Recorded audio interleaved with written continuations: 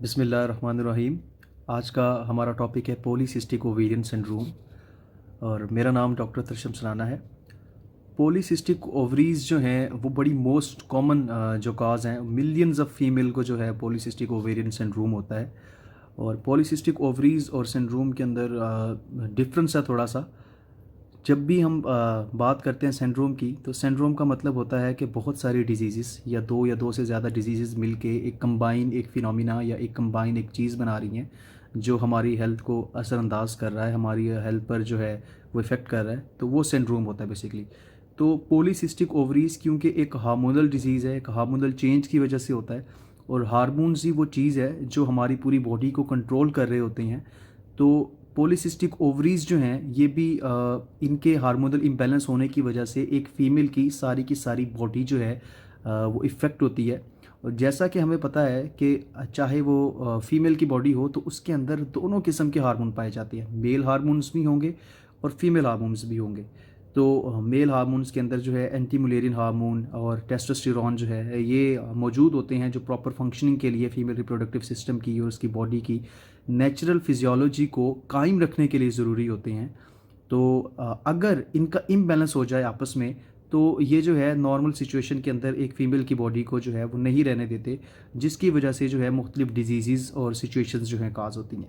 Polycystic ovaries जो है वो मेरली एक हार्मोनल डिसऑर्डर है। ये हार्मोनल डिसऑर्डर कैसे है, सबसे पहले इस चीज़ को देखने से पहले हम एक नज़र डालते हैं। हमारे पास मौजूद इस वक्त जो है वो दो पिक्चर्स हैं। एक ही पिक्चर के अंदर हमारे पास दो ओवरीज़ दिखाई जा रही हैं। तो ये हमारे पास जो ओवरी है ये नॉर्मल ओवरी है। नॉर्मल ओवरी के अंदर आप देखें कि हमारे पास एक जो है नॉर्मल फॉलिकल बन रहा है जो इनलार्ज फॉलिकल है। इसी फॉलिकल ने मैच्योर होना है। इसी फॉलिकल ने मैच्योर होने के बाद जो है बाद में फर्टिलाइजेशन के अंदर रिस्पॉन्ड करना है। हमें पता है एक फॉलिकल जो है वो दो किस्म के सेल से मिलकर बना होता है। जो उसकी आउटर बाउंड्री है वो थीका सेल से मिलकर बनी होती है, वो थीका सेल बना रहे होते हैं, और इसके अंदर की तरफ जो है वो ग्रैनुलोसा सेल्स मौजूद होते हैं, और इसके सेंटर के अंदर जो है वो हमारे पास एग या प्राइमरी हमारा जो ओवोसाइट होता है वो मौजूद होता है। और इन दोनों हार्मोन्स पर जो चीज़ असरअंदाज कर रही होती है, जो चीज़ इफ़ेक्ट कर रही होती है, वो दो हार्मोन्स होते हैं। एक को हम बोलते हैं LH और दूसरा हमारे पास होता है FSH, यानी कि ल्यूटिनाइजिंग हार्मोन और फॉलिकल स्टिमुलेटिंग हार्मोन। तो जो फॉलिकल स्टिमुलेटिंग हार्मोन और ल्यूटिनाइजिंग हार्मोन है, ये दो हार्मोन्स ऐसे हैं जिन्हें इंटीरियर पिट्यूटरी ग्लैंड जो है हमारी बॉडी का सिक्रीट करता है, जिसे हम मास्टर ग्लैंड भी बोलते हैं। तो ये इंटीरियर पिट्यूटरी ग्लैंड बेसिकली काम क्या करता है, ये इंटीरियर पिट्यूटरी ग्लैंड इन दोनों हार्मोन्स को एक बैलेंस के अंदर जो है वो सिक्रीट करता है। जब तक वो बैलेंस कायम रहता है, एक बॉडी का जो नॉर्मल फिनोमिना है, जो नॉर्मल फंक्शनिंग है मेंस्ट्रुअल साइकिल की फेज़ की, वो कायम रहती है। अगर आप लोगों ने मेंस्ट्रुअल साइकिल के बारे में पढ़ना है तो मेरी इसमें लिंक मौजूद है मेंस्ट्रुअल साइकिल का, तो आप लोग मेंस्ट्रुअल साइकिल के अंदर डिटेल से पढ़ सकते हैं कि किस तरीके से ल्यूटिनाइजिंग हार्मोन और फॉलिकल स्टिमुलेटिंग हार्मोन इन चीज़ों पर इफ़ेक्ट करते हैं और पूरे के पूरे मेंस्ट्रुअल साइकिल की शेप बना रहे होते हैं। अब ये ल्यूटिनाइजिंग हार्मोन और जो फॉलिकल स्टिमुलेटिंग हार्मोन है, ये जो है ये GnRH गोनेडोट्रोफिन रिलीजिंग हार्मोन इसके अंडर इफेक्ट होते हैं, और इस इफेक्ट की वजह से जो है ये प्रॉपर फंक्शनिंग करते हैं। तो अगर ये प्रॉपर फंक्शनिंग कर रहे हो तो हमारे पास ये कंडीशन होती है कि एक फॉलिकल ही होता है एक साइकिल के अंदर, जो नेगेटिव फीडबैक मैकेनिज्म के नतीजे के अंदर बनता है, जो मेंस्ट्रुअल साइकिल का एक पार्ट है, तो वो बनता है। अगर ये प्रॉपर फंक्शनिंग ना करें और GnRH के अंदर थोड़ा सा कहीं पर लैग आ जाए, कोई भी एक बग आ जाए जो इसे प्रॉपर फंक्शनिंग करने से रोक दे, तो उसकी वजह से हमारे पास ये पॉलीसिस्टिक ओवरीज़ जैसी कंडीशन जो है ये पैदा हो जाती है। और ये पॉलीसिस्टिक ओवरीज़ क्या करती हैं, ये पॉलीसिस्टिक ओवरीज़ हमारे पूरे के पूरे सिस्टम को जो है वो चेंज करती हैं। तो पॉलीसिस्टिक ओवरीज कंडीशन को कैसे चेंज करती हैं, सबसे पहले तो हम एक डेफिनेशन देख लेते हैं कि पॉलीसिस्टिक ओवरीज की जो है वो डेफिनेशन क्या है। तो पॉलीसिस्टिक ओवरीज की अगर हम डेफिनेशन देखें तो डेफिनेशन के अकॉर्डिंगली पॉलीसिस्टिक ओवरीज जो है वो एक कम्प्लेक्स जो है वो एक हेट्रोजेनस डिसऑर्डर है। इस डिसऑर्डर के मुताबिक जो है वो एंड्रोजन्स की जो है हाई अमाउंट जो है बॉडी के अंदर सिक्रीट हो जाती है, और इस एंड्रोजन्स की जो है वो हाई अमाउंट के सिक्रीट होने की वजह से जो है पूरी की पूरी बॉडी जो है वो असर उसके इफ़ेक्ट के अंदर आती है, और सारे जो है वो चीज़ें इसके अंदर होती हैं। और जब हार्मोन्स जो हैं वो इम्बैलेंस होंगे तो हार्मोन के इम्बैलेंस की वजह से एनोवुलेशन हो जाएगी। एनोवुलेशन का क्या मतलब है, एनोवुलेशन का मतलब ये है कि अब ओवरीज जो है वो मैच्योर फॉलिकल रिलीज़ ही नहीं कर रही, मैच्योर फॉलिकल रप्चर ही नहीं हो रहा, और उसके रप्चर ना होने की वजह से जो मैच्योर एग है वो रिलीज़ नहीं हो रहा, और जिसकी वजह से ओवुलेशन नहीं होगी। اور جب اووولیشن نہیں ہوگی تو پورے کا پورا ایک تو مینسٹرل سائیکل رک جائے گا, ایک جگہ پر اسٹاپ ہو جائے گا, ڈسٹرب ہو جائے گا, اور دوسری چیز فرٹیلیٹی نہیں ہوگی. یہ جو پیشنٹ جو ہے وہ انفرٹیلیٹی کے اندر یا سب فرٹیلیٹی کے اندر چلا جائے گا. اور اس کی سب سے بڑی وجہ جو ہے وہ کیا ہے, وہ ایلیویٹڈ لیول آف اینڈروجنس کے لیولز ہیں, ٹھیک ہے. اور اینڈروجنس کے لیول جو ہے سب سے زیادہ کیا ہوتا ہے کہ اس کے اندر ایلیویشن ہو جاتی ہے لیوٹینائزنگ ہارمون کی. تو لیوٹینائزنگ ہارمون کی ایلیویشن جو ہے وہ کس طریقے سے ہوتی ہے ہم آگے دیکھتے ہیں. تو جو جی این آر ایچ ہوتا ہے, جی این آر ایچ جو ہے وہ باڈی کا جو ہے وہ ماسٹر جو گلینڈ ہوتا ہے جو کنٹرول کر رہا ہوتا ہے ریپروڈکشن کو, اور یہ ریپروڈکشن کو کنٹرول کرنے کے لیے 2 ہارمون ریلیز کرتا ہے, ایل ایچ اور ایف ایس ایچ. اور جی این آر ایچ نارملی طور پہ شارٹ پلسز کی صورت کے اندر جو ہے وہ سیکریٹ ہوتا ہے. ان کی پلسز جو ہے وہ بہت زیادہ شارٹ ہوتی ہے. جو شارٹ پلسز ہوتی ہیں یہی ایکٹیویٹ کرتی ہیں لیوٹینائزنگ ہارمون کو اور ایف ایس ایچ ہارمون کو کہ وہ ایک پراپر کوانٹٹی کے اندر ریلیز ہوں. لیکن in case of the پولیسسٹک ovaries کی صورت کے اندر یہ جو جی این آر ایچ ہوتا ہے اس کی پلسز جو ہے کافی لانگ ہو جاتی ہیں. ان لانگ پلسز کے نتیجے کے اندر صرف اور صرف جو ہے ایل ایچ کو اتنا میسیج آتا ہے کہ وہ اپنی اماؤنٹ کو زیادہ کر دیتا ہے. اس کی اماؤنٹ ٹریگر ہو جاتی ہے کیونکہ اس کے پاس لانگ پلسز کے جو ہے وہ ریسپٹرز موجود ہوتے ہیں, جبکہ ایف ایس ایچ کے پاس اتنے فیکٹرز جو ہے وہ موجود نہیں ہوتے, جس کی وجہ سے ایف ایس ایچ کی پروڈکشن جو ہے وہ ڈیکریز ہو جاتی ہے, کافی زیادہ ڈکلائن ہو جاتی ہے, ٹھیک ہے. اس کی پروڈکشن کے ڈیکریز ہونے کے نتیجے کے اندر کیا ہوا, ہمیں جیسا کہ پہلے پتا تھا کہ ایل ایچ جو تھا وہ بائنڈ کر رہا تھا وہ تھیکا سیلز کے ساتھ, اور جو ایف ایس ایچ تھا, ایف ایس ایچ جو ہے ہمارے پاس وہ بائنڈ کر رہا تھا گرینولوزا سیلز کے پاس.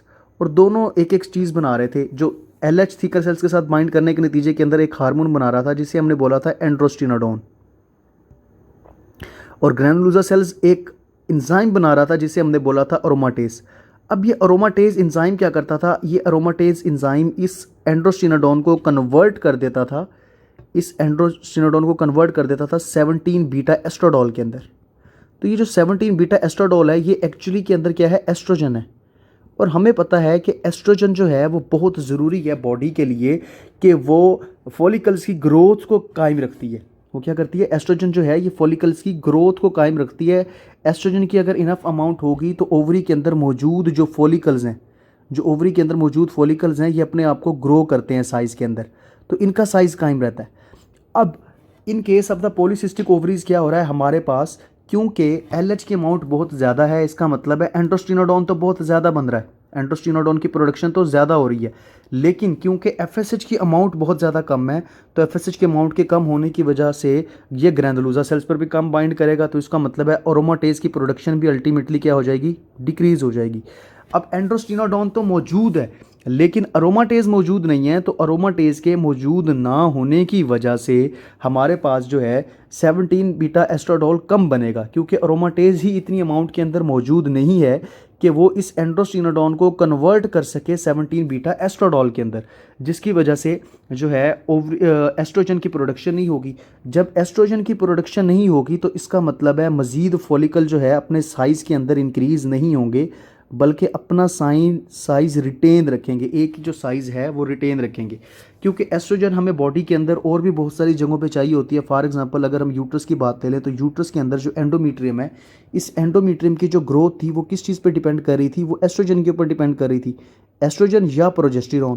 اب کیونکہ نہ ہی ایسٹروجن بنا ہے نہ ہی ڈومیننٹ فولیکل بنا ہے, تو جب نہ ہی ڈومیننٹ فولیکل بنا ایک, اور وہ فولیکل بن کے جب رپچر نہیں ہوا اور اس سے ایگ بھی نہیں نکلا, اور نہ ہی وہ فولیکل رپچر ہوگا, نہ ہی اس فولیکل کے رپچر ہونے کی وجہ سے ہمارے پاس کارپس لیوٹیم بنے گا, نہ ہی ہمارے پاس اس فولیکل کے رپچر ہونے کے بعد جو ریمننٹ رہتا ہے وہ کارپس لیوٹیم ہوتا ہے, تو وہ کارپس لیوٹیم بھی نہیں بنے گا. تو جب یہ دونوں چیزیں نہیں بنی تو اس کا مطلب کیا ہوا, ہمارے پاس پروجسٹیرون بھی نہیں بنا, کیونکہ ہمارے پاس کارپس لیوٹیم نے پروجسٹیرون بنانا تھا.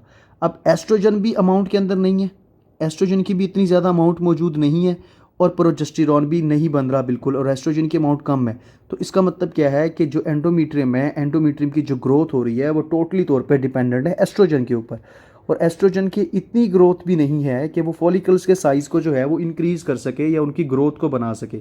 تو فولیکل کے سائز بہت سلولی جو ہے وہ گرو کرے گا اور ایک لیول پہ آ کے رک جائے گا, کیونکہ ایک لیول پہ آنے کے بعد اتنی زیادہ باڈی کے پاس ایسٹروجن نہیں ہوگی کہ وہ باقی پوری کی پوری باڈی کو جو ہے وہ کنٹرول کر سکے اور جو ہے اس کو فولیکلس کو اتنی اماؤنٹ کے اندر ایسٹروجن دے کہ وہ مزید بڑھ سکے. تو جو اینڈومیٹریم ہے کیونکہ اس کو تو ایسٹروجن چاہیے ہی چاہیے, تو اینڈومیٹریم زیادہ سے زیادہ ایسٹروجن لیتا رہے گا اور اپنے سائز کو کیا کرتا رہے گا, بڑھاتا رہے گا. تو اینڈومیٹریم کا سائز پولیسسٹک اووریز کے اندر کیا ہو جاتا ہے, انلارج ہو جاتا ہے. اینڈومیٹریم کا سائز پولیسسٹک اووریز کے اندر کیا ہو جاتا ہے, انلارج ہو جاتا ہے. جتنی کرونک پولیسسٹک اووریز ہوں گی, جتنا زیادہ کرونک یہ ہارمونل ایفیکٹ ہوگا, اتنی زیادہ اینڈومیٹریم کا سائز جو ہے انکریز ہوگا, جو اینڈومیٹریل ہائپرپلیزیا کا باعث بنے گا. اور جب اینڈومیٹریل ہائپرپلیزیا ہو جاتا ہے تو اس اینڈومیٹریل ہائپرپلیزیا کی وجہ سے اینڈومیٹریل کینسر بھی ہو سکتا ہے. تو یہ جو اووریز تھی یہ ساری کی ساری جو ہے اس کے اندر جو فولیکل موجود تھے, ان کی پروڈکشن جو ہے اور ان کی گروتھ جو ہے بیسکلی یہ ساری کی ساری ڈپینڈ کر رہی ہے over all on the production of the oestrogen. اور کیونکہ ایسٹروجن کی پروڈکشن کم ہے تو اس وجہ سے جو ہے ہمارے پاس باقی ساری چیزیں نہیں بن پا رہی. تو اس کنڈیشن کے اندر ایک دوسرا فیکٹر ٹریگر ہوتا ہے, وہ ہوتا ہے ہمارے پاس اینڈروجنس. اینڈروجنس کیا ہیں ہمارے پاس؟ اینڈروجنس ہمارے پاس دو چیزیں ہیں. ایک ہمارے پاس AMH یعنی کہ اینٹی ملیرین ہارمون. اس ہارمون کو ہم نے during the development of the female reproductive system پڑھا تھا اور میل ریپروڈکٹیو سسٹم پڑھا تھا کہ جو ہے فیمیل ریپروڈکٹیو سسٹم کے اندر اینٹی ملیرین ہارمون جو ہے وہ موجود نہیں ہوتا, اور development of the male female reproductive system کے اندر یہ موجود ہوتا ہے, جس کی وجہ سے میل ریپروڈکٹیو سسٹم گرو کرتا ہے. تو اس کے اندر کیا ہوتا ہے کہ اووریز کے سینٹر کے اندر ایکوجینک ایک اسٹروما ہوتا ہے سینٹر کے اندر, اور اس اسٹروما کے پاس یہ کیپیسٹی ہوتی ہے کہ یہ اینڈروجنس بنائے یا AMH بنائے. تو اس کنڈیشن کے اندر کیا ہوتا ہے کہ یہ اسٹروما جو ہے یہ ایکٹیویٹ کر دیتا ہے پروڈکشن آف دا AMH کو. جب اینٹی ملیرین ہارمون بنتا ہے تو یہ فیمیل ہارمونس کو سپریس کرنا شروع کر دیتا ہے, اور میل ہارمون جس طرح کے ٹیسٹوسٹیرون ہے اس ٹیسٹوسٹیرون کو جو ہے یہ ڈیولپ کرنا شروع کر دیتا ہے. اور اس ٹیسٹوسٹیرون کے ڈیولپ ہونے کی وجہ سے فیمیل کی باڈی کے اندر کچھ چینجز آتی ہیں جو میل ٹائپ چینجز ہوتی ہیں, جنہیں ہم ہسوٹزم کا نام دیتے ہیں. اس کے اندر جو ہے اس کی چہرے کے اوپر چھائیاں آنا, ایکنی آنا, اس کی آواز کا بھاری پن, اس کے جسم کے مسل میس کا بڑھنا, بالوں کا گرنا, بالوں کا پتلا ہونا, تو یہ سارے فیکٹرز اس کے اندر شامل ہیں. تو ایک اور جو چیز ہوتی ہے اس کے اندر, وہ چیز جو ہے اسپیشلی طور پہ وہ ہوتی ہے انسولین ریزسٹنس. انسولین ریزسٹنس جو ہے وہ بہت فیکٹر جو ہے اس کے اندر پلے کرتی ہے. انسولین ریزسٹنس کے اندر کیا ہوتا ہے, ہمیں پتہ ہے کہ انسولین ریزسٹنس ایک ایسا فیکٹر ہے, ایک ایسی چیز ہے جس کے اندر بیسکلی باڈی کے جو سیلز ہوتے ہیں وہ انسولین کے لیے ایکٹیو نہیں رہتے, اس کو ایز اے ریسیپٹر کام نہیں کر رہے ہوتے صحیح سے, جس کی وجہ سے پینکریاز جو ہے وہ زیادہ سے زیادہ انسولین کی پروڈکشن شروع کر دیتا ہے, جس کی وجہ سے باڈی کے اندر انسولین کی اماؤنٹ زیادہ ہو جاتی ہے, بلڈ شوگر لیول بھی بڑھنا شروع ہو جاتے ہیں, بلڈ پریشر انکریز ہونا شروع ہو جاتا ہے, اور باقی ساری چیزیں بھی ہونا شروع ہو جاتی ہیں. تو اس انسولین ریزسٹنس کے ہونے کی وجہ سے جو اووریز کے اندر موجود جو اینڈروجنز ہیں, یہ اینڈروجنز بھی زیادہ ایکٹیو ہو جاتے ہیں, اور یہ اینڈروجنز کیا کرتے ہیں, زیادہ سے زیادہ اماؤنٹ کے اندر AMH اور ٹیسٹوسٹیرون جو ہے وہ پروڈیوس کرنا شروع کرتے ہیں. تو جتنی اماؤنٹ کے اندر AMH اور ٹیسٹوسٹیرون پروڈیوس ہوگا, اتنی زیادہ جو ہے وہ کرونک کنڈیشن کی طرف جو ہے اووریز جاتی جائیں گی. تو یہ تو ایک نارمل فینومینا تھا کہ بیسکلی جو ہے وہ پولیسسٹک اووریز ہو کیسے رہی ہیں, ان کا فیکٹر کیا ہے. ایکچولی طور پہ اگر ہم بات کریں ایکچوئل ریزن کی, تو ایکچوئل ریزن ابھی تک معلوم نہیں ہے کہ کون سے فیکٹرز جو ہیں وہ کنٹریبیوٹ کرتے ہیں, لیکن یہ کچھ فیکٹرز ہیں جن کی وجہ سے, یہ پیتھوفیزیولوجی ہے جس کی وجہ سے پولیسسٹک اووریز ہو رہی ہوتی ہیں. لیکن کیا کیا رسک فیکٹرز ہیں یہ نہیں پتہ. جینیٹکلی جو ہے وہ بہت زیادہ یہ ہوتا ہے کہ اگر کسی کے جینز کے اندر ہے تو اس کے جینز میں سے اگر ماں کو ہے تو بیٹی کو ہونے کے چانسز زیادہ ہیں, یا اگر بہن کو ہے تو بھی دوسری بہن کو ہونے کے چانسز جو ہے وہ زیادہ ہیں. اسی طرح جو ہے یہ اوبیسٹی اگر ہے تو اوبیسٹی میں تو یہ ہونے کے چانسز زیادہ سے زیادہ ہی ہیں. تو یوزلی طور پہ جو ہم دیکھا گیا ہے وہ یہ دیکھا گیا ہے کہ 20 سے لے کے 30 ایئر کی فیمیل کے اندر یہ سب سے زیادہ جو ہے وہ پایا جاتا ہے. اور یہ بھی ہے کہ ایسی فیمیل جن کو ایج 11 ایئرز ہوتی ہے, ابھی پیوبرٹی نہیں آئی ہوتی, تو ان فیمیلز کے اندر بھی یہ PCOS ہو سکتی ہے اور پولیسسٹک اوویرین سنڈروم ہو سکتا ہے, جو ڈیلیڈ پیوبرٹی اور ڈیلیڈ پیریڈز وغیرہ کا باعث بنتا ہے. تو اس پولیسسٹک اووریز کی وجہ سے دو چیزیں ہو سکتی ہیں, یا تو ایک یہ ہے کہ پیریڈز بالکل ہی ابسنٹ ہو جائیں, بالکل ہی آئیں نہ, یا آئیں بھی صحیح تو بالکل ارریگولر آئیں اور بڑے پرولونگڈ آئیں، ارریگولر آئیں اور پرولونگڈ آئیں، بڑے لمبے ڈیوریشن کے بعد آئیں، 40 دن کا، 45 دن کا یا 50 دنوں تک کا سائیکل جو ہے وہ ہو سکتا ہے اس پولیسسٹک اوویرین سنڈروم کے اندر۔ جو پولیسسٹک اوویرین سنڈروم ہے یہ بہت کامن کاز ہے کرونک اینوولیشن کی۔ اینوولیشن کا مطلب یہ ہے کہ اوولیشن ہی نہ ہو، یعنی کہ کسی قسم کے جو ہے وہ پیریڈز نہ آئیں، بالکل اے مینوریا ہو جائے پیشنٹ کو، پیریڈز مس ہو جائیں۔ اور دوسری طور پہ انفرٹیلیٹی کی جو ہے وہ سب سے بڑی ریزن جو ہے وہ پولیسسٹک اوویرین سنڈروم ہے۔ اس کی وجہ سے انفرٹیلیٹی کے اندر اضافہ ہو رہا ہے اور ملینز آف فیمیلز جو ہیں وہ اس کنڈیشن کے اندر جو ہے وہ مبتلا ہیں۔ تو اس سے جو ہے ہم اسٹیرن لیونتھن سنڈروم بھی کہتے ہیں پولیسسٹک اوویرین سنڈروم کو، کیونکہ یہ دونوں سائنٹسٹ تھے جنہوں نے سب سے پہلے ایک ایسوسیشن فائنڈ کی تھی پولیسسٹک اووریز کی اور باقی ڈیزیزز کے درمیان میں۔ یہ پولیسسٹک اووریز کی ایسوسیشن کے درمیان تھی سب سے پہلے ہرسوٹزم۔ ہم نے پڑھا کہ پولیسسٹک اووریز کے اندر میل ہارمون جو ٹیسٹوسٹیرون ہے اس کے جو لیول ہیں وہ زیادہ ہو جاتے ہیں بہت، اس کے لیول زیادہ ہونے کی وجہ سے فیمیل کو کچھ کنڈیشنز ہوتی ہیں جو میل پیٹرن کے اندر ہوتی ہیں۔ سب سے پہلے تو میل پیٹرن کے اندر فیشیل ہیئر گروتھ، جس طرح مردوں کو مونچھیں اور داڑھی ہوتی ہے تو اسی طرح سے جو ہے یہ ہیئر گروتھ ہوتی ہے، اور ہیئر گروتھ ہونے کے بعد جو ہے اس کی آواز کا بھاری پن، جس طرح سے مردوں کی آواز جو ہے وہ بھاری ہوتی ہے اس طرح سے آواز بھاری ہونا، بالوں کا پتلا ہونا یا بالوں کا گرنا یا بالوں کا بڑے پیچز کے دوران گرنا، یعنی کہ تھوڑی تھوڑی جگہ سے جو ہے وہ پیچز کے دوران جو ہے وہ بال گر رہے ہیں، چہرے پر ایکنی آنا، دانے وغیرہ جو ہے ان کا آنا، اور تیسری چیز جو ہے وہ ایمینوریا، یعنی کہ ایمینوریا کا مطلب ہے کہ بالکل ہی یا تو ایبسنٹ ہو جائیں گے، پیریڈس آئیں گے ہی نہیں، یا پھر اولیگومینوریا ہو جائے گا۔ اولیگومینوریا کے اندر کیا ہے کہ سائیکل جو ہے وہ پرولونگڈ ہو جائے گا، یعنی کہ اس کا جو ڈیوریشن ہے یا سائیکل کی جو فریکوینسی ہے وہ فریکوینسی کم ہو جائے گی۔ اولیگو کا مطلب ہوتا ہے کم، تو اس کے اندر فریکوینسی کیا ہو رہی ہے، سائیکل کی کم ہو رہی ہے۔ یعنی کہ اگر پہلے 3 مہینوں کے اندر 3 دفعہ جو ہے وہ سائیکل آتا تھا، 28 ڈیز کا سائیکل تھا، تو اب جو ہے سائیکل کتنے کا ہو گیا، 45 ڈیز کا ہو گیا۔ تو یہ صرف 3 مہینوں کے اندر کتنی دفعہ آ پائے گا، 2 دفعہ آ پائے گا۔ تو اوورآل جو سائیکل کی فریکوینسی ہے، یہ سائیکل کی فریکوینسی جو ہے اوورآل کم ہو گئی ہے، تو اسے ہم اولیگومینوریا کہیں گے۔ اور دوسری چیز اوبیسٹی ہے، تو ہمیں پتہ ہے کہ اوبیسٹی کو کنٹرول کر رہا ہوتا ہے فیمیل کے باڈی کے اندر جو ہے وہ ایسٹروجن جو ہے وہ ایک ہارمون ہے، جو ایسٹروجن جو ہے وہ فیمیل کے اندر اوبیسٹی کو کنٹرول کرتا ہے اور فیٹ کو برن کرتا ہے۔ تو اگر ایسٹروجن کی اماؤنٹ ہی لو ہوگی، بہت کم اماؤنٹ کے اندر ایسٹروجن ہوگا، تو اس کی وجہ سے کیا ہوگا کہ فیمیل کی باڈی کے اندر موجود جو فیٹ ہے وہ فیٹ برن نہیں ہوگی اور اس کا ویٹ گین ہوگا، اور ایسا ویٹ گین ہوگا کہ اس کو لوز کرنا بھی بہت مشکل ہوگا، کیونکہ باقی ساری چیزیں جو ہے فیکٹرز جو ہے اس کے اندر ہیلپ فل نہیں ہوں گے۔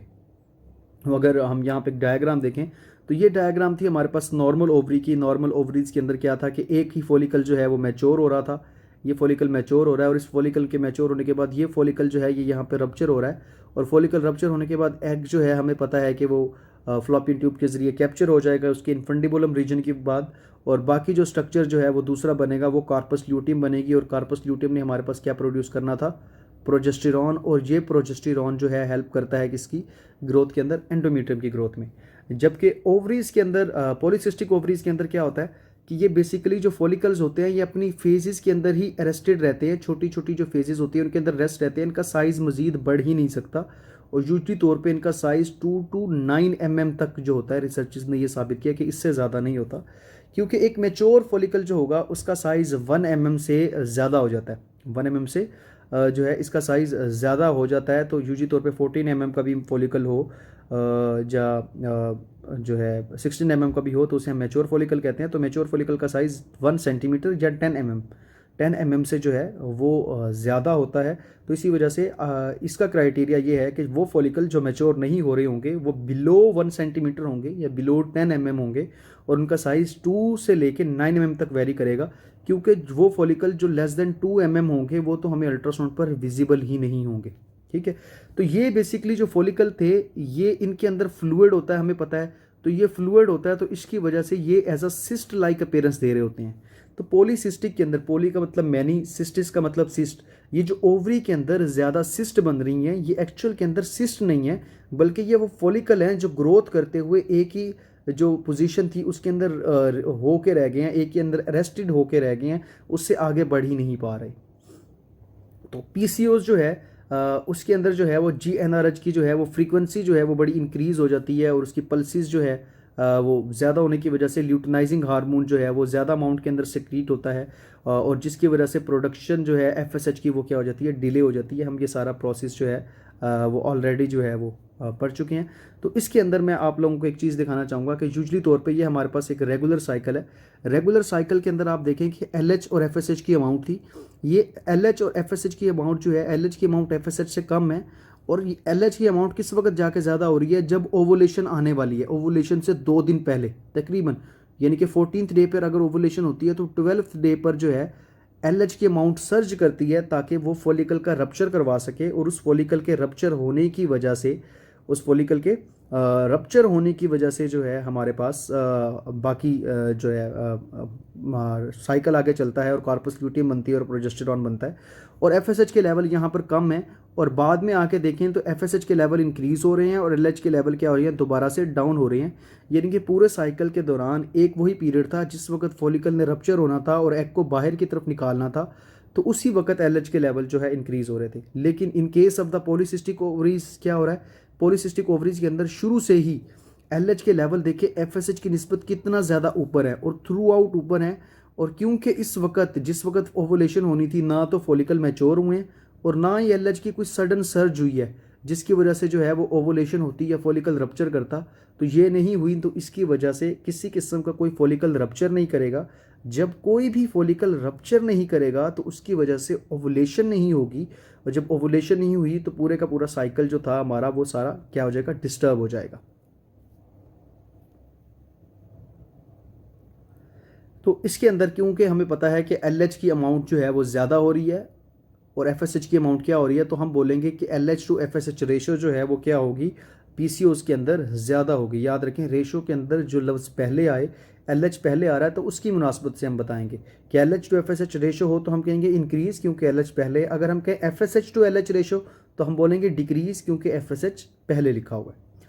تو PCOs کے اندر جو ہے ہمیں جو ہے یہی وہی تھیوریٹیکل ہے کہ ایسٹروجن بڑا ضروری ہے for the production of the mature فولیکل کے لیے، کیونکہ لیس FSH ہوتا ہے اور اس کی وجہ سے کسی قسم کا کوئی پازیٹیو فیڈ بیک میکانزم نہیں ہوتا جس کی وجہ سے جو ہے وہ فولیکل میچور نہیں ہوتا اور رپچر نہیں ہوتا. تو یہ ایک ہی جو ہے پوزیشن کے اندر سارے کے سارے فولیکل جو ہے وہ اریسٹ ہو کے رہ جاتے ہیں. تو PCOs کے اندر اگر ہم کچھ ٹیسٹ کروائیں تو اس کے اندر ہم دیکھیں گے کہ LH کے لیول ہمارے پاس لیوٹنائزنگ ہارمون کے لیول انکریزڈ ہوں گے اور FSH کے لیول کیا ہوں گے؟ ریڈیوس ہوں گے. اینٹی ملیرین ہارمون جو ہوگا AMH اس کے لیولز کیا ہوں گے؟ انکریز ہوں گے. اور اس کی وجہ سے جو ٹیسٹوسٹیرون کے لیول ہیں، ٹیسٹوسٹیرون کے لیول بھی اگر ٹیسٹ کروایا جائے تو اس کے اندر جو ہے وہ انکریز آئیں گے. تو پیتھوفیزیولوجی ہم آلریڈی جو ہے اس کی جو ہے وہ پڑھ چکے ہیں. تو یہاں پہ جو ہے وہ پیتھوجینیسس ہے کچھ پولیسسٹک اووریز کی، کہ اووریز کے اندر جو ہے وہ سائیکل کیسے چلتا ہے. یوزلی طور پہ پولیسسٹک اووریز جو ہے ان کی وجہ سے ہو کیا رہا ہے کہ 4 چیزیں ہیں. یا تو جینیٹک پری ڈسپوزیشن ہے، آپ کی فیملی کے اندر پہلے کسی کو ہے تو اس کی وجہ سے بھی PCOs ہو سکتی ہے. نمبر 2، اگر کسی کو اوبیسٹی ہے تو اس کے چانسز جو ہے وہ ڈبل ہو جاتے ہیں PCOs ڈیولپ کرنے کے. یا اس کا لائف سٹائل اچھا نہیں ہے، سیڈنٹری لائف سٹائل ہے، یا کسی قسم کی ایسی ڈرگز لے رہا ہے جن ڈرگز کی وجہ سے یہ ہو تو اس میں PCOs ہو جائے گا. اور ان ساری چیزوں کی وجہ سے، ڈرگز کی وجہ سے یوزلی طور پہ انسولین ریزسٹنس ہوتی ہے اور انسولین ریزسٹنس کی وجہ سے ہائپر انسولینومیا، یعنی کہ انسولین کی اماؤنٹ زیادہ ہو جاتی ہے، لیپڈ سٹوریج زیادہ ہو جاتے ہیں، فیٹ میٹابولزم جو ہے وہ ڈسٹرب ہو جاتا ہے کیونکہ جو ہے زیادہ تر انٹیک نہیں کر رہے ہوتے نارمل گلوکوز کو باڈی کے سیلز تاکہ وہ فنکشن کر سکیں پراپر، اور ان کو کسی قسم کی انرجی نہیں مل رہی ہوتی تو باڈی کے تقریباً سارے ہی میٹابولزم ڈسٹرب ہوتے ہیں. اس کے علاوہ GnRH کی پروڈکشن انکریز ہوتی ہے جس کی وجہ سے ہمارے پاس LH to FSH کی ریشو انکریز ہوتی ہے. تو PCOs کی وجہ سے ہوتا کیا ہے کہ اینڈروجنس کی ایکسس، یعنی کہ AMH اور ٹیسٹوسٹیرون کی جو ہے ہمارے پاس ایکسس ہو جائے گی. ایکنی ہوگی پیشنٹ کو، اینڈومیٹریل کینسر کا رسک ہوگا due to the اینڈومیٹریل ہائپرپلیزیا and اینڈومیٹریل thickness. ایلوپسیا ہوگا، اس کا مطلب ہے کہ بالوں کا پیچز کے اندر جو گرنا، وہ فوکل جو ہے وہ جو ہیئر لاس ہو رہا ہے ہمارا اس کو. انفرٹیلیٹی ہوگی اور ڈیفینیٹلی ہیسوٹزم ہوگا. ہیسوٹزم کے اندر ملٹیپل چیزیں آتی ہیں پڑھ لی. جو سسٹ ہیں پولیسسٹک اووریز کے اندر، وہ ایکچولی کے اندر ٹرو سسٹ نہیں ہے بلکہ وہ فولیکلز ہیں جو ایک فیز کے اندر اریسٹ ہو کے رہ گئے اور مزید ان کی ڈیولپمنٹ نہیں ہو رہی، تو ان کو ہم کیا بول رہے ہیں کہ وہ جو ہے وہ سسٹ ہے.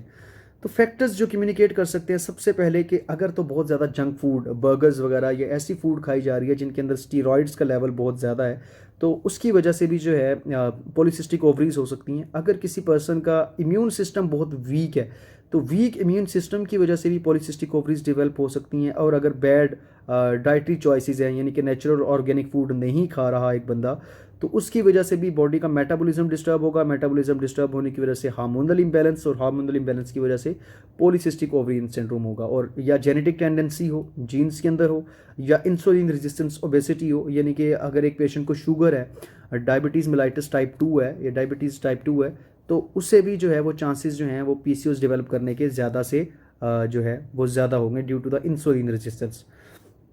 تو فیکٹرز جو ہیں جو پی سی اوز کو کاز کر سکتے ہیں، اس میں اگر چکن بہت زیادہ، یہ ریسرچز نے ثابت کیا ہے کہ اگر بہت زیادہ چکن کی انٹیک ہو رہی ہے، کیونکہ چکن کی جو ہم برائلر کھاتے ہیں یوجلی طور پہ فارمی مرغی، اس کے اندر جو اس کی ڈائٹ ہے، اس کو جو چکن کو ڈائٹ دی جا رہی ہے وہ ایز سچ کے اندر اس کیپیسٹی کی نہیں ہے جس کی وجہ سے اس کا ایک میٹ بنے، تو وہ صرف ایک میٹ کا ذریعہ ہے اور اس کے اندر کچھ ڈائٹ کے لحاظ کا کچھ بھی نہیں ہے۔ تو اگر چکن بہت زیادہ کھا رہے ہیں تو یہ بھی بہت زیادہ بری طرح سے افیکٹ کر سکتا ہے۔ تو ڈاکٹرز یوجلی طور پہ ایڈوائز کرتے ہیں ان فیمیل کو جن کو پی سی اوز ہے کہ چکن جو ہے وہ کم سے کم کھائیں۔ اور دوسری چیز ہے کہ اگر بلڈ شوگر لیول بہت زیادہ ہائی ہو رہے ہیں، یعنی کہ ڈائبٹیز ہو رہی ہے، یا اگر سیزیئر کی میڈیسن لے رہے ہیں آپ، ویلپوریٹ وغیرہ، تو اس کنڈیشن کے اندر بھی جو ہے ہو سکتی ہے۔ تو پی سی اوز میں وہی جو فیکٹرز ہم نے ابھی پہلے پڑھے، تو گراس اپیرنس جو ہے وہ پی سی اوز کی کیا ہے کہ پی سی اوز اگر ہوں گی، یعنی کہ ایک اووری تھی نارملی طور پہ، یہ اووری تھی، اس اووری کے اندر پہلے ایک ہی فولیکل جو ہے وہ ڈیولپ ہونا تھا اور باقی فولیکل نے ریگریس کر جانا تھا۔ لیکن اب کیا ہو رہا ہے، اب اسی اووری کے اندر جو ہے وہ ملٹیپل چھوٹے چھوٹے فولیکلز بے انتہا موجود ہیں، چھوٹے چھوٹے فولیکلز جو ہے وہ موجود ہیں، اور یہ چھوٹے چھوٹے فولیکلز بھی موجود ہیں، اور درمیان میں جو اس کا سٹروما تھا وہ بھی بہت زیادہ ایکٹیو ہو رہا ہے، اور ایکٹیو ہو کے اینڈروجنز پروڈیوس کر رہا ہے۔ تو اوور آل جو اووری کا سائز ہے وہ انکریز ہو جائے گا، اور اس کے سائز کے انکریز ہونے کی وجہ سے اس کا والیوم جو ہے وہ کیا ہو جائے گا، انکریز۔ اور دوسرا اس کا یہ جو کیپسول تھا، جو یوجلی طور پہ تھن ہوتا ہے، یہ کیپسول جو ہے وہ تھکنڈ ہو جائے گا، موٹا ہو جائے گا، اور اس کا جو ہے بیسکلی جو کیپسول ہوگا یہ اے ویسکولر ہوگا، اس کے اندر کوئی اتنی زیادہ بلڈ سپلائی نہیں ہوگی اگر ہم دیکھیں گے اس کے اندر۔ اور کٹ سیکشن کے اندر ہمیں اس میں جو ہے وہ بہت زیادہ جو ہے وہ فولیکل ملیں گے جو اریسٹ ہوئے ہوں گے ایک ہی فیز کے اندر۔ تو پریزنٹیشن کیا ہے، یعنی کہ پیشنٹ اگر آپ کے پاس آئے گا تو پیشنٹ کو کیا کیا کمپلیکیشنز ہوں گی، کیا کیا وہ پریزنٹ کر رہا ہوگا۔ تو یاد رکھیں پیشنٹ کی جو پریزنٹیشن ہے وہ صرف اور صرف یہ ضروری نہیں ہے کہ یہ ساری کی ساری چیزیں موجود ہوں، ان میں سے اگر کچھ چیزیں بھی موجود ہیں تو وہ بھی پی سی اوز کی پریزنٹیشن پہ پورا اترتا ہے۔ نمبر 1 ایمینوریا، یعنی کہ پیریڈز آئیں ہی نہ بالکل۔ نمبر 2 اولیگومینوریا، آئیں لیکن بڑا لانگ سائیکل ہو، 45 ڈیز کا، 50 ڈیز کا، 40 ڈیز کا، اور ان کی فریکوینسی کیا ہو جائے، کم ہو جائے۔ انفرٹیلیٹی ہو، پیشنٹ کو 1 سال سے زیادہ ہو گیا، میریڈ ہے یا ٹرائی کر رہا ہے کنسیو کرنے کی لیکن نہیں ہو رہا، تو اسے ہم انفرٹیلیٹی کے اندر کنسیڈر کرتے ہیں۔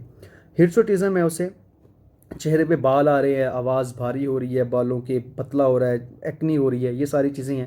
اس کے علاوہ جو ہے اوبیسٹی ہے، اے سمٹومیٹک بھی ہو سکتا ہے کہ ایسا سچ ابھی اپیرنٹ نہ ہو، بڑے انیشیل لیول کے اوپر ہو پولیسسٹک اووریز جو ہے، تب بھی ہو سکتا ہے۔ آئلی اسکن اچانک سے ہونا شروع ہو گئی ہے، پہلے نہیں تھی لیکن اب اچانک سے جو ہے وہ ہونا شروع ہو گئی ہے، تو اس کنڈیشن کے اندر بھی جو ہے پولیسسٹک اووریز ہو سکتی ہیں، ہم نے خیال رکھنا ہے۔ تو یہ ساری جو ہے وہ چیزیں تھیں۔ تو جو کلاسیکل پریزنٹیشن ہے جسے ہم کہتے ہیں کہ اگر یہ 3 چیزیں موجود ہیں تو اس کا مطلب تو ہے کہ 100% پی سی اوز ہی ہیں۔ اولیگومینوریا یعنی کہ پیریڈز ہیں لیکن ڈسٹربڈ سائیکل ہے، ارریگولر سائیکل ہے، کبھی 40 ڈیز کا ہوتا ہے، کبھی 45 ڈیز کا ہوتا ہے، اور اس کا مطلب ہے یعنی کہ پرولونگڈ سائیکل ہے، ٹھیک ہے۔ اور دوسری چیز ہرسوٹزم ہے، چہرے پہ بال آ رہے ہیں، ایکنی ہے، آواز ہلکی سی بھاری ہو رہی ہے، مسل گین ہو رہا ہے، ویٹ گین ہو رہا ہے وہ، اور دوسری چیز اوبیسٹی ہے، فیٹ برن نہیں ہو رہی۔ تو یہ اگر 3 چیزوں کے ساتھ پیشنٹ آپ کے پاس آ رہا ہے تو ان 3 چیزوں کا مطلب یہ ہے کہ 100% جو ہے وہ پیشنٹ کو کیا ہے جو ہے پولیسسٹک اووریز ہیں، اور ان کو ہم نے ڈاکٹر نے اسی کے حساب سے جو ہے وہ ٹریٹ کرنا ہے۔ تو فزیکل جو ہے وہ سائن کیا ہے ہرسوٹزم میں، پہلے آپ لوگوں کو ایکسپلین کر چکا ہوں کہ ہرسوٹزم کیا ہے۔ تو یہ دیکھیں کہ یہ میل پیٹرن کے اندر جو ہے یہ بال جو ہے وہ پیشنٹ کو جو ہے وہ آ رہے ہیں۔ تو اس طرح اگر ہم اس کو تھوڑا سا دیکھیں تو یہاں پر ایکنی بھی جو ہے وہ موجود ہے۔ تو یہ ایکنی کے جو ہے یہ پیچز آپ کو نظر آ رہے ہوں گے کہ یہ جو ہے آہستہ آہستہ سے جو ہے وہ سسٹک ایکنی بھی ہو سکتی ہے، کسی بھی ٹائپ کی جو ہے وہ ایکنی ہو سکتی ہے کہ یہ جو ہے وہ ڈیولپ ہونا جو ہے وہ سٹارٹ ہو گئی ہے۔ اس کے بعد فزیکل سائن کے اندر اوبیسٹی ہے، 50% پیشنٹ تقریباً جو ہے وہ اوبیز ہوتے ہیں، اور اس کے اندر ایکنی نیگریکیرنس ہوتی ہے. اس میں کیا ہوتا ہے بیسکلی کہ ایک جو پیشنٹ ہے، پیشنٹ کے اکثر طور پہ انڈر دا بریسٹ، آرم پٹس کے اندر یا نیک کے ریجن کے اندر اس طرح سی ویلوٹی سی اسکن ہونا شروع ہو جاتی ہے، اسکن کی فولڈز بننا شروع ہو جاتی ہے، اور اس کی پگمنٹیشن جو ہے وہ ڈارک ہونا شروع ہو جاتی ہے اس طرح سے. تو یہ بھی اگر ایک پیشنٹ کے اندر آ رہی ہے، پہلے نہیں تھی اچانک سے ہو گئی ہے، ساتھ میں ویٹ گین بھی ہو رہا ہے اور باقی سمٹمز بھی ہیں، اور اس طرح کا بھی آپ کو کچھ نظر آنا شروع ہو رہا ہے، تو اس کا مطلب کیا ہے کہ 100% وہ کس کی طرف جا رہا ہے؟ پی سی اوز کی طرف جا رہا ہے. تو پی سی اوز جو ہے اس کی ڈیولپمنٹ جو ہے، آل the roots of the P C Os is in appropriate development of the ovarian فولیکل with the over activity of the تھیکل layer producing the androgens that feel to converted the گرینولوزا sales to the oestrogen. کہ جو oestrogen ہمارے پاس نہیں بن رہی یا oestrogen کا کم بننا ہے، وہ ساری اس فساد کی جو جڑ ہے، جس کی وجہ سے ہمارے پاس پولیسسٹک جو ہے وہ اووریز ہو رہی ہے. تو پولیسسٹک اووریز جو ہے وہ اینڈومیٹریل کارسینوما بھی انکریز کرتا ہے، کیونکہ اس کے اندر اینڈومیٹریم کی جو ہے وہ تھکنس انکریز ہوتی رہتی ہے اور اینڈومیٹریم کو پراپر اسٹیمولس ملتا رہتا ہے. کیونکہ ہمیں پتہ ہے کہ اینڈومیٹریم تب شیڈ ہوتی ہے جس وقت ہمارے پاس ایسٹروجن اور پروجسٹیرون کے لیول بالکل زیرو پہ ڈراپ کر جائیں، بالکل زیرو پہ ڈراپ کر جائیں، تو اس وقت اینڈومیٹریم شیڈ ہو جاتی ہے. لیکن اس میں تو اینڈومیٹریم کانسٹنٹلی ریلیز ہو رہی ہے، چاہے تھوڑی اماؤنٹ کے اندر ریلیز ہو رہی ہے، تو ہمارے پاس اینڈومیٹریم کے لیول کیونکہ ڈاؤن نہیں ہو رہے، بالکل زیرو پہ نہیں جا رہے، تو اس وجہ سے اینڈومیٹریم جو ہے وہ گرو کرتی رہتی ہے، اور اس کے گرو کرنے کی وجہ سے جو ہے ہمارے پاس یہ ساری چیزیں ہوتی ہیں. تو لیب سٹڈیز کیا کہتی ہیں؟ لیب سٹڈیز کے اندر ہمیں اینڈروجنس کے لیول ڈیفینیٹلی انکریز ملیں گے، elevated L H A levels ملیں گے، فاسٹنگ انسولین کے لیول ہائی مل سکتے ہیں، پرولیکٹن ہائی مل سکتا ہے، ایسٹروجن اور ایسٹروڈون کے لیولز جو ہیں وہ انکریز جو ہے وہ آ سکتے ہیں ایز اے سرٹن لیول کے اوپر، اور decrease S H B G جو ہے وہ لیول جو ہے یہ سارے ہمارے پاس ہو سکتے ہیں. تو امیجنگ اسٹڈیز کے اندر ہمارے پاس الٹرا ساؤنڈ ہے. الٹرا ساؤنڈ اگر ہم کریں تو ہمیں پتہ چلے گا کہ 2 سے 8 mm یا 2 سے 9 mm جو ہے فولیکل ملے گا. 8 سے 10 سسٹ یوزلی طور پہ ہیں، لیکن کچھ کرائٹیریاز جو ہے ہم نے ڈیولپ کیے ہیں. اس کرائٹیریا کے اندر جو سب سے جو اسپیسیفک کرائٹیریا ہے وہ روٹرڈیم کرائٹیریا ہے. یہ ان کرائٹیریا کے حساب سے جو ہے وہ پی سی اوز تب تک نہیں ہو سکتی جب تک یہ 3 چیزیں نہ ہوں، یعنی کہ یا تو اولیگوہیڈرمنیاز نہ ہو اس کو، یا ایمینوریا نہ ہو، ٹھیک ہے، یا تو اولیگومینوریا ہو یا تو ایمینوریا ہو، یہ ہو سکتا ہے. یا دوسرا جو ہے ہمارے پاس ہائپر اینڈروجنزم ہو، یعنی کہ ٹیسٹوسٹیرون کے لیول جو ہے وہ انکریز ہو رہے ہوں، جس کی وجہ سے ہرسوٹزم، ایکنی اور باقی ساری چیزیں ہو رہی ہوں. اور تیسری چیز جو ہے وہ امیجنگ کے اوپر تھی، یعنی کہ ہمارا الٹرا ساؤنڈ کا اس میں رول آتا ہے کہ الٹرا ساؤنڈ کے اوپر جو ہے وہ فولیکل کا جو ہے وہ کاؤنٹ میٹر کرتا ہے کہ ہمیں کتنے فولیکل ملے اور کس سائز کے فولیکل ملے. تو روٹیٹم کرائٹیریا کے حساب سے جو ہے وہ 12 یا 12 سے زیادہ فولیکل ہمیں ملنے چاہیے ایک اووری کے اندر، اور ان فولیکل کا سائز 2 سے لے کے 9 mm تک کا ہونا چاہیے، اور اووری کا سائز اوورال یا پھر اووری کا سائز کیا ہو، اوورال 10 سینٹی میٹر ہو. ٹھیک ہے، تو یہ فولیکل کی ڈسٹریبیوشن جو ہے یہ یوزلی طور پہ پیریفرل ہوتی ہے، کیونکہ سینٹر کے اندر کیا ہوتا ہے، اسٹروما ہوتا ہے، اور یہ سینٹر والا جو اسٹروما آتا ہے یہ اپنے آپ کو انلارج کر رہا ہوتا ہے، یہ ایکٹیو ہوتا ہے اور بڑا برائٹ نظر آتا ہے آپ کو، کیونکہ یہ اس وقت اینڈروجنز وغیرہ پروڈیوس کر رہا ہوتا ہے. تو سارے کے سارے فولیکلز کیا ہوتے ہیں، سائڈ کی طرف جو ہے وہ سب ہو جاتے ہیں سائڈ میں، اور اس وجہ سے ہمیں جو فولیکل کی اپیرنس ہے وہ کہاں نظر آتی ہے، سائڈ میں. اور یہ دیکھیں اس طرح سے جو ہے وہ فولیکل کی اپیرنس بن رہی ہوتی ہے کہ جس طرح سے ایک جو ہے وہ نیکلس کے جو ہے وہ موتی ہوتے ہیں، تو اسی طرح سے ہمیں یوں کہتے ہیں کہ اس کو ایک string of a Pearl like appearance جو ہے وہ اسے ہم بولتے ہیں، نیکلس لائک یا string of Pearl like appearance. تو اب ہم اصل مدعے کی طرف آتے ہیں جو ہمارا الٹرا ساؤنڈ ہے. تو سنوگرافی کے اوپر یہ کیسا نظر آتا ہے؟ سنوگرافی کے اوپر یاد رکھیں کہ ایک چیز کے اندر جب بھی، چاہے وہ کڈنیز کے اندر سسٹ کی ڈیولپمنٹ ہو رہی ہو، چاہے وہ اووریز کے اندر سسٹ کی ڈیولپمنٹ ہو رہی ہو، کسی بھی چیز، کوئی بھی چیز اگر اس کے اندر سسٹ کی ڈیولپمنٹ ہو رہی ہے اور مکمل طور پہ ہو گئی ہے، تو اس کا سائز یاد رکھیں ہمیشہ انلارج ہوگا. تو اووریز کا اوورال سائز انلارج ہوگا، ٹھیک ہے، لیکن اس کا جو پیرن قائمہ ہوگا بالکل نارمل ہوگا، ٹھیک ہے. اور اس کا جو اسٹروما ہوگا سینٹرلی وہ ایکوجینک ہوگا، کیونکہ وہ زیادہ کام کر کے زیادہ اینڈروجنس کو سیکریٹ کر کر کے جو ہے وہ ہائپر ایکٹیو ہوا ہوگا. اور نمبر آف فولیکل جو ہے وہ جو ہے وہ زیادہ ہوں گے، یوزلی طور پہ جو ہے ہمارے پاس 12 سے جو ہے وہ زیادہ ہوں گے، اور ہر فولیکل کا سائز جو ہے وہ 2 سے لے کے 9 mm تک جو ہے وہ ہوگا. اور ایف ایس ایچ اور اگر ایل ایچ اور ایف ایس ایچ کی ریشو ہم لیں تو وہ زیادہ آئے گی ہمارے پاس. تو اس میں نیومرس بڑی جو ہے وہ سسٹ ہوتی ہیں جو 2 سے لے کے 9 mm تک ہوتی ہیں، کریکشن 2 سے لے کے 9 mm تک ہوتی ہیں، جو بالکل پیریفری میں پڑی ہوتی ہے، جو string of a Pearl like appearance جو ہے ہمیں دیتی ہیں. تو یہ دیکھیں ہمارے پاس کہ یہ ٹی وی ایس کے امیج ہیں. تو اس ٹی وی ایس کے امیج کے اندر اگر میں آپ کو دکھا سکوں کہ اس TVS کے امیج کے اندر آپ دیکھیں کہ یہ والی جو ایریاز ہیں یہ جو ہیں یہ سسٹ بن رہی ہیں بڑی بڑی. یہ والی دیکھیں یہ سسٹ بن رہی ہے ہمارے پاس, یہ بھی بالکل سسٹ ہے اپیئر ہو رہی ہے, اور یہ بھی جو ہے ہمارے پاس سسٹ بن رہی ہیں. تو یہ ساری کی ساری یہ جو سسٹک ہے یہ ساری کی ساری پیریفریز کے اندر جو ہے یہ ہمارے پاس پڑی ہوئی ہیں, لوکیٹڈ ہیں.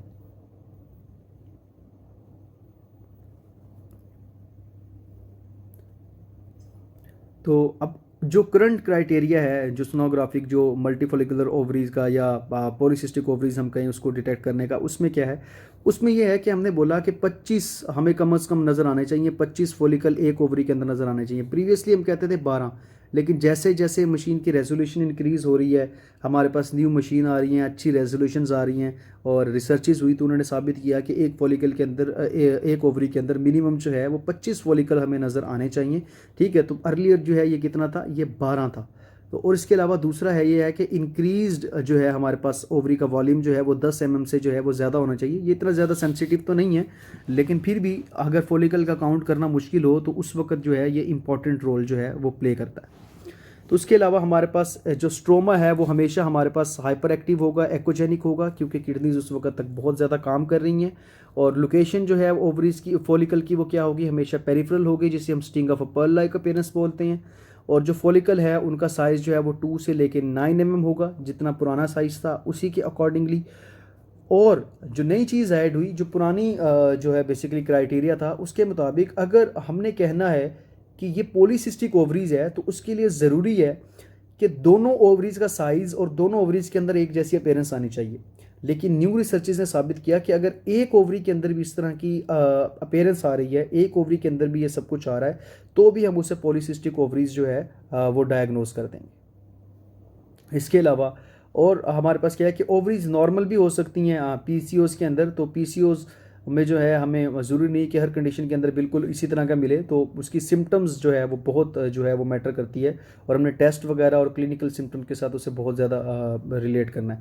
تو یہاں پہ ہم دیکھیں کہ ہمارے پاس اووریز ہے, تو اووریز کے اندر یہ ہمارے پاس فولیکل بنے ہوئے ہیں 1 2 3 4 5 6 7 8 9 10 11 12 13 14 15. تو یہ 12 سے زیادہ ہیں. تو یہ روٹرڈم کرائٹیریا کے مطابق جو ہے یہ پورا اترتا تھا, لیکن یہ نیور کرائٹیریا کے مطابق جو ہے یہ PCOs ہم اس کو نہیں کہہ سکتے. اور یہ دیکھیں کہ اس کی جو ڈسٹریبیوشن ہے وہ کیا ہے, پیریفرل ہے. تو یہاں پہ بھی دیکھیں کہ sitting of per like appearance ہے, یہ اووری ہے, اور اس کے اندر اووری کے اندر جو ہے سارے کے سارے سائڈ کے اوپر فولیکل نظر آ رہے ہیں, اور سینٹر والا جو اسٹروما ہے وہ کیا ہے, بالکل ہمیں ایکوجینک نظر آ رہا ہے. تو اس کے اندر بھی دیکھیں یہاں پہ بھی ایک سیکٹر ارے فیز سیکٹر ارے پروب ہے جو TVS کے لیے یوز کی گئی ہے. تو اس کے اندر بھی جو ہے یہ پیریفری لوکیشن پہ جو ہے وہ کیا موجود ہے, ہمارے پاس سسٹ موجود ہیں اووریز کے اندر. یہاں پہ بھی ہم دیکھیں کہ پیریفری لوکیٹڈ سسٹ ہے, اور سینٹر کے اندر جو ہے یہ اسٹروما جو ہے وہ سیو ہے, لیکن یہ اسٹروما اتنا ایکوجینک نہیں ہے, اور ان کا کاؤنٹ کریں اگر ہم فولیکل کا تو بھی کم بنتا ہے 1 2 3 4 5 6 7 8 9 10. تو یہ پرانے کرائٹیریا کے مطابق بھی پورا نہیں اترتی, اور نیو کرائٹیریا کے حساب سے بھی پورا نہیں اترتی. تو اسے ہم سونوگرافیکلی جو ہے وہ PCOs نہیں کہہ سکتے. 2 ڈاکٹرز اسے جو ہے وہ کلینکلی اور جو ان کے لیولز ہیں, بلڈ لیولز ہیں, بلڈ ٹیسٹ وغیرہ ہے, ان کے تھرو جو ہے لیبارٹری اسٹڈیز کے ذریعے کنفرم کر سکتے ہیں. تو اس کے بعد جو ہے ہمارے پاس اووریز ہیں. دیکھیں رائٹ اور لیفٹ اووریز دونوں کے اندر جو ہے ہمارے پاس sitting of per like appearance کے اندر جو ہے یہ موجود ہیں, جو فولیکل ہیں رائٹ اووری کے اندر بھی, لیفٹ اووری کے اندر بھی. تو اسی طرح سے یہاں پہ بھی جو ہے وہ فولیکلز جو ہے وہ موجود ہیں ایک نارمل اووری کے اندر. اسی طرح سے یہ ہمارے پاس نیو کرائٹیریا کے حساب سے فٹ آتی ہے کہ ایک اووری ہے جسے ہم نے ملٹیپل سیکشنز کے اوپر دیکھا, اور اس میں دیکھیں کہ اووریز میں فولیکل کا کاؤنٹ کیا ہوا ہے 1 سے لے کے ٹوٹل اوور آل جو ہے وہ 41 تک جو ہے وہ فولیکل جو ہے وہ ڈسٹریبیوٹیڈ ہیں, اور سارے کے سارے فولیکل تقریباً پیریفری لوکیٹڈ ہیں. کیونکہ یہاں پہ دیکھیں یہ سینٹر والا جو اسٹروما ہے یہ پریزرو ہے, ایکوجینک ہے. یہاں پہ آپ کو سینٹر میں بھی نظر آ رہے ہیں, لیکن یہ بالکل اینڈ والا کٹ سیکشن ہے, یعنی کہ اگر اتنی موٹی اووریز ہے تو یہ سینٹر والے کٹ سیکشن کے اندر آپ کو اسٹروما ہوتا ہے تو وہ ایکوجینک نظر آ رہا ہے. اور جو سائڈ والے کٹ سیکشن ہیں, یعنی کہ یہ جو سائڈ والے ادھر والے اور ادھر والے ہیں, ان کے اندر آپ کو سائڈوں پہ بھی نظر آ سکتے ہیں. تو اسی لیے ضروری ہے کہ اووری آپ جو ہے ایک فائن کٹ سیکشن کے اندر دیکھیں, اور آپ کو پتہ ہونا چاہیے آپ کس کٹ سیکشن کے اندر اووریز دیکھ رہے ہیں. ٹھیک ہے, تو اس کی مینجمنٹ سب سے ضروری ہے کہ مینجمنٹ کیا ہے. مینجمنٹ کے لیے ضروری یہ ہے کہ آپ لوگ جو ہے وہ ہیلدی فوڈ کھائیں, جو بھی پیشنٹ ہے اسے ہیلدی فوڈ کھائیں, نیچرل ڈائٹ لے, آرگینک فوڈ لے, ایکسرسائز کر کے ویٹ لاس جو ہے وہ کم کرنے کی کوشش کرے. یوزلی طور پہ ویٹ لاس کا یا ایکسرسائز کا کوئی اتنا ریلیشن ہمیں سائنٹیفکلی پروو نہیں کر سکے, لیکن پھر بھی یہ ہیلپ فل ہے اگر ہم کہیں، کیونکہ یہ اسٹریس کے لیول کو ڈاؤن کرتا ہے، کیونکہ اسٹریس بھی ایک لیول ہے جو پولیسسٹک اووریز کو انیشیٹ کرتا ہے اور برقرار رکھتا ہے. تو ایکسرسائز جو ہے آپ کے اسٹریس کے لیول کو ڈاؤن کرتا ہے، اس وجہ سے جو ہے یہ پی سی اوز کو کنٹرول کرنے میں ہیلپ فل ہے. اگر آپ شوگر کنٹرول کرتے ہیں، بلڈ شوگر کو کنٹرول کرتے ہیں، اس کی میڈیسن لیتے ہیں، تو اس کی وجہ سے بھی جو ہے یہ ہیلپ فل ہے. اور اس کے علاوہ وائٹامنس وغیرہ لیں، ٹاکسنس جو ہیں وہ باڈی کے ایلیمینیٹ کریں. اس کے لیے جو ہے ایکسیسو اماؤنٹ کے اندر پانی وغیرہ پئیں اور اچھی اور نیچرل غذا لیں. اور اس کے علاوہ اینٹی انفلیمیٹری اگر کوئی ٹریٹمنٹ چل رہا ہے تو وہ لیں. اور انگزائٹی اور اسٹریس وغیرہ کو جو ہے آپ لوگ ریڈیوس کریں گے اس معاملے کے اندر، تو ہی ہوگا. تو پیشنٹ جو ہے اس کو جو ہے علیحدہ علیحدہ بھی ٹریٹمنٹ دیا جا سکتا ہے، ہیسوٹزم کا، اوبیسٹی کا، ایکنی کا، اور ریگولر مینسٹرل پیریڈز وغیرہ کے لیے. تو پیریڈز کو ریگولر کرنے کے لیے یوزلی طور پہ جو میڈیسن دی جاتی ہیں ان کے اندر جو کانٹراسیپٹک پلز ہوتی ہیں جن میں پروجسٹرین ہوتا ہے یا پروجسٹیرون وغیرا ہوتا ہے، وہ دی جاتی ہیں تاکہ پروجسٹیرون جو ہے وہ اس کے اوپر بالکل ایک لیول کے اوپر آ جائے. اور میٹفارمن وغیرہ بھی جو ہے وہ دی جاتی ہے ان کو کنٹرول کرنے کے لیے، باقی ہارمونس کی گروتھ کو جو ہے وہ کنٹرول کرنے کے لیے. تو ڈائبٹیز وغیرہ ہے یا کوئی بھی چیز ہے تو اس کو بھی ساتھ ساتھ جو ہے وہ ٹریٹ کرنا جو ہے وہ بہت زیادہ ضروری ہے. تو ہوپ فلی آپ لوگوں کو آج کا لیکچر سمجھ آ گیا ہوگا، پتہ چل گیا ہوگا کہ پولیسسٹک اووریز کیا ہیں، کیسے ہوتی ہے، ان کی پیتھوفیزیولوجی کیا ہے، الٹراساؤنڈ پہ ہم نے کیسے دیکھنی ہے، اور ان کی ایک ایک کاز کس وجہ سے ہو رہی ہے. تو پولیسسٹک اووریز جو ہے وہ بہت کامن ہے دنیا کے اندر، اسی لیے ان کو رول آؤٹ کرنا، ان کو دیکھنا بہت ضروری ہے. اور خاص طور پہ اب جب کہ یہ بہت کامن ہوتی جا رہی ہے، ملینز آف دا فیمیل میں ہیں، جن کی ایک وجہ کزنز میریجز کا زیادہ ہونا بھی ہے. تو اس وجہ سے بھی انفرٹیلٹی ہو رہی ہے، اور انفرٹیلٹی کی وجہ سے جو کامن پاپولیشن کے اندر جو سٹریس پایا جاتا ہے، جو انگزائٹی پائی جاتی ہے، تو ان ساری چیزوں کی جو ہے یہ ایک وجہ ہے. تو پولیسسٹک اووریز کو ڈائگنوز کرنا اور رول آؤٹ کرنا اس وجہ سے جو ہے وہ ضروری ہے. تو آپ کو اس لیکچر کے سے ریلیٹڈ اگر کسی بھی قسم کے کوئی کویشچنز ہیں، کوئی کیوریز ہیں، تو ہمیں ضرور بتائیں. ہم آپ کے کمنٹس پڑھتے ہیں اور ہم کوشش کرتے ہیں کہ ان کمنٹس کا آپ لوگوں کو جواب دیں اور آپ کی ساری کیوریز کو ریزالو کریں. تو اگر آپ کسی بھی ٹاپک پہ چاہتے ہیں کہ ویڈیو بنائیں تو ہمیں ضرور لکھیں کہ ہم اس ٹاپک پہ آپ کی ویڈیو بنائیں گے. کچھ لوگوں نے ہم سے کہا تھا کہ ہم فولیکل ٹریکنگ کے اوپر اور کڈنیز کی جو ہے اب نارمیلٹی یا ان کے الٹراساؤنڈ کے اوپر کچھ ویڈیو بنائیں. تو ہم بہت جلد جو ہے ہینڈز آن ویڈیوز جو ہے وہ لے کے آ رہے ہیں ان ٹاپکس کے اوپر. تو آپ لوگوں کی سپورٹ کا، آپ لوگوں کے جو ہے وہ دیکھنے کا بہت شکریہ. خوش رہیں سب لوگ. Thank you so much.